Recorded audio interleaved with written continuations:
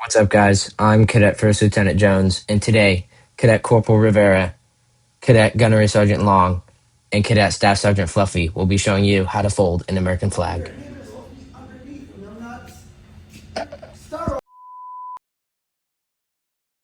First, have two cadets on each end of the flag fold it in half twice, with the stars on top.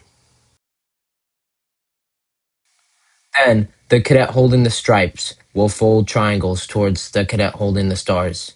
The third cadet should always have their hands under the flag, keeping it from falling to the ground.